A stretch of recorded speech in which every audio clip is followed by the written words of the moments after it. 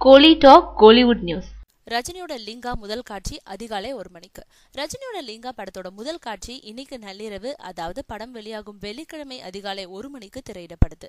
சென்னையில காசி தியேட்டர்ல நள்ளிரவுல 1 மணிக்கு சிறப்பு காட்சி திரையிடப்படுது.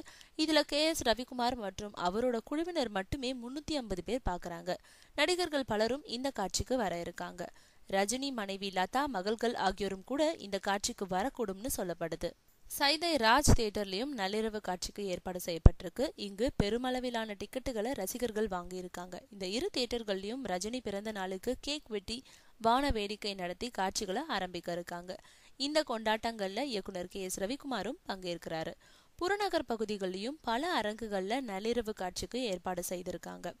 சென்னைக்கு வெளியே உள்ள பல நகரங்களிலும் நள்ளிரவு காட்சி நடைபெறுது.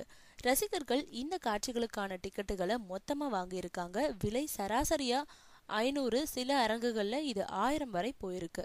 காசி ராஜ், SSR பங்கஜம், தேவி கருமாரி, வில்லிவாக்கம் AGS, குரோம்பேட்டை வெற்றி, தாம்பரம் வித்யா உள்ளிட்ட அரங்குகள்ல அதிகாலை 4 மணிக்கு லிங்கா சிறப்பு காட்சிகள் திரையிடப்படுது.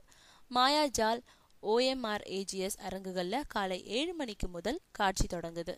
தமிழகத்துக்கு இணையா வெளிநாடுகள்லயும் ஒரு நாள் முன்னதாகவே லிங்கா திரையிடப்படுது. வளைகுடா நாடுகள்ல இன்னைக்கு மாலையே சிறப்பு காட்சி தொடங்குது. மலேசியா, சிங்கப்பூர், இலங்கை, பிரான்ஸ், இங்கிலாந்து போன்ற நாடுகள்ல தமிழகத்துக்கு நிகரான கொண்டாட்டங்களோட முதல் நாள் முதல் காட்சி நடக்குது.